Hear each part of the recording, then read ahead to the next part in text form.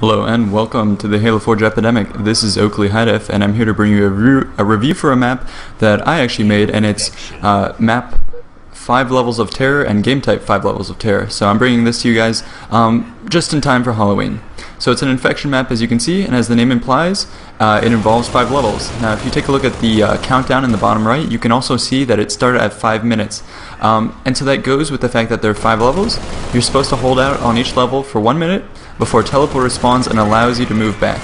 So as you can see, I'll go into third person right here. People are trying to hold out in this first level here. And the teleporter will spawn in the teleporter frame at the appropriate time. So the first level is fairly easy to defend, or I guess easiest of all of them. And as you move on, the levels get harder and harder, but you have to move on because just for a lack of ammo, etc. So when you move on, you'll get resupplied, etc. You'll get more powerful weapons. So in the first area, as you can see, players start up here and then they have to defend from the oncoming zombies. There's a rocket launcher here, but this is always very hard to get to just because the zombies spawn right there, and it's rarely worth it. So as you can see, the teleporter has spawned, and the zombies are cleaning up the last of the humans, obviously teabagging their dead bodies to make sure they're dead. So here we go, we're going into the next level. So as I said, the next level is harder. This one has basically a holdout area in the middle with weapons, shotgun, snipers, grenade launchers, Spartan laser, etc. And the zombies come down either of the two paths. So as you can see, our team got wiped out there. And so this infection map is actually geared towards communication. You have to really team up in order to survive, just because the zombies have a decent amount of health, but they go down quickly to concentrated assault fire from the assault rifle. So I'm going to flip through quickly to my character. So I'm here in the center, and I just got first strike. So what I'm going to do here is jump up to this, and I've placed these things all within jump height. And as I said, it's supposed to be very competitive because what you want to do is post people up here. They can tell you which way the zombies are coming, and once you feel too much pressure, you just hop off and you start shooting at the zombies. So you can see we're getting slightly overrun. But we were able to shut that down. So what you want to do in game is have your mic on, plugged in. You want to be constantly telling your allies where the zombies are, because they won't always rush up the center. What they'll usually do is try to sneak up the sides like this zombie is. And a smart zombie will actually hide behind that crate. Like there's another zombie back there, I just can't see him. So they'll hide there and wait until you forget about them, and then they'll surprise you. So you gotta always tell your teammates where the zombies are at, and you gotta call them out. Also, another thing to call out is the gold zombies. Those zombies have twice as much health, so watch out for those. So here you can see we're in the second level. As I said, it gets harder.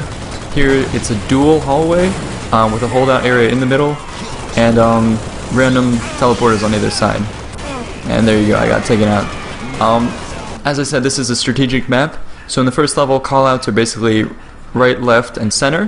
When you go in the tunnel, I put 2 lights up top, using overshield and invis. You can't grab them. As you can see, you can't grab them, but they're there for lighting. So when a zombie's coming down the hallway, you can either say red or blue. So that helps with the callouts. And as I said before, callouts are extremely important. So here we go. We're starting back at the first level, and it's actually extremely hard to get to the 5th level. I've hardly ever seen it happen. So let's see. I'm gonna go back to my point of view. Here I am. Okay, so I'm a zombie and I'm trying to sneak up on the humans. I decide I'm just going to run through the center, and that's always a bad idea. The way I've created this map is that it encourages zombies to flank. You have enough cover to go around the sides. And here I'm trying to get to the humans, but once they call you out and they all shoot at you, you go down pretty quick. So what you want to do is usually sneak down the sides. So what I'm doing here is I'm trying to pick off the guys who went too far forward, but smart humans will stay back and they'll just shoot you when you go into that open area. So ideally what you should do is try and flank hard left or hard right. Here, that's what I'm trying to do. The humans don't see me, so I try and sit down in this little hole here, but then they toss a grenade down. So make sure if you're on the human side, you save those grenades and get rid of the zombies that try and do what I did there. So here the teleporter spawned, and the humans are trying to hold out, trying to sneak through there. A couple of them haven't really realized that the teleporter is open, and they'll get quickly slaughtered. So that's another thing you gotta watch out for, is make sure you tell your teammates when the teleporter spawns, and when it does spawn, often what will happen is someone screams teleport is open, everyone turns around and tries to go through, But when that happens, that means no one's defending your back, and that's usually when people get slaughtered. So try and filter through in an organized way. So again, as I said, teamwork, cooperation, and strategy is extremely important in this game, and it plays almost like Firefight with different levels and different waves of zombies coming at you. And I've tried to make this fair and balanced for everyone. It is hard for the humans, but you get a sense of achievement as you move forward. Also for the zombies, you get a decent amount of health, and then you charge up, custom power up gives you more health, and then on the 3rd level, there is a teleporter that will spawn slightly into the 3rd level that it sweeps everyone up from the first 2 levels and plops them down into the 3rd level. So what that means is it keeps people from camping up in the first couple levels, and what that does is zombies who would normally have to run through the first 2 levels to get to level 3 are instantly teleported to the 3rd level, so it keeps the zombies from having to run too much.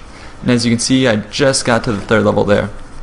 So first level is kind of fairly open, concave, and I guess I'll show you guys this thing from overview. So it's fairly open, as you can see here. Zombies spawn or humans spawn on that platform, and then what you want to do is usually post up on either side. So I'm going to go into 3rd person. So what you want to do is send a couple scouts up, usually post people to watch the sides on this crate here and over on this crate here. They'll be your spotters, and then they get the first shots off on the zombies, and usually the big horde of humans back here will clean anyone up who sneaks up. As a zombie, you want to try and go around the flanks, usually hide like here or here and wait for the zombies to be distracted by your allies. And that's how usually you clean up the humans. And then, as I said before, there is the rockets up here. It seems like someone has already picked those up, but usually the only time you can ever go for that is if you killed the starting zombies and you sprint up there and sprint back quickly. So you can see it takes a lot of cooperation and teamwork.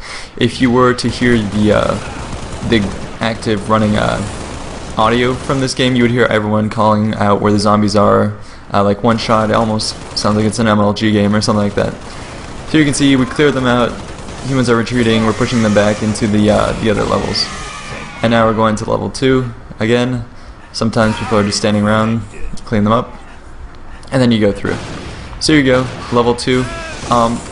Another thing about level 2, as I said, you have the callouts, and you also have these shield doors. Now shield doors, what you want to do is I placed the Spartan laser here. Someone already picked that up.